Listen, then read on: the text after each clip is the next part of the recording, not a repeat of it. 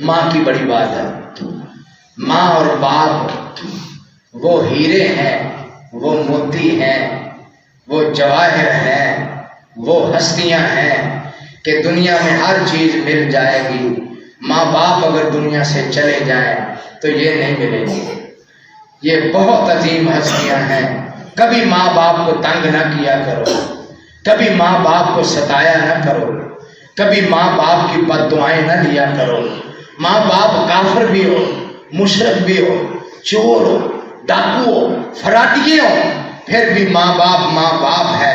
تمہیں رب نے تمہارے عمل سے پوچھنا ہے، وہ جانے ان کا عمل جانے. برائی کر برا ہوگا، بھلائی کر بھلا ہوگا. ارے کوئی دیکھے نہ دیکھے خدا تو دیکھتا ہوگا.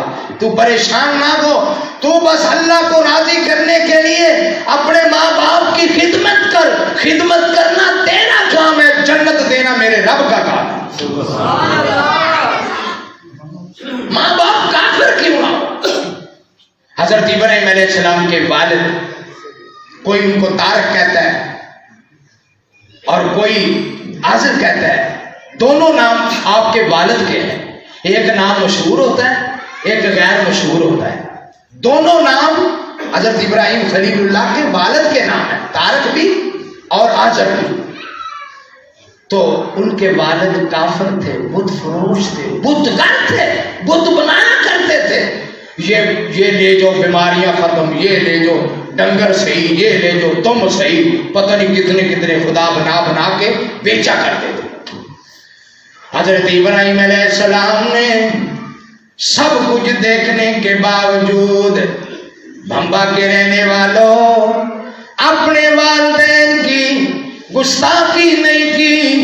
ہر گھڑی یہی کہتے رہ گئے، یا ابت یا ابتی یا ابتی یا ابتی لم تعبد ما لا يسمع ولا يبصر ولا يغني عنك شيئا.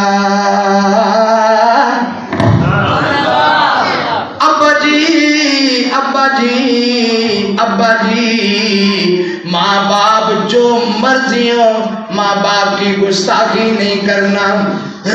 اور اسی لیے میں نے عرض کیا، آندیاں نے یاد دعاواں ماندیاں، کنیاں چنگیاں سن فضاواں ماندیاں.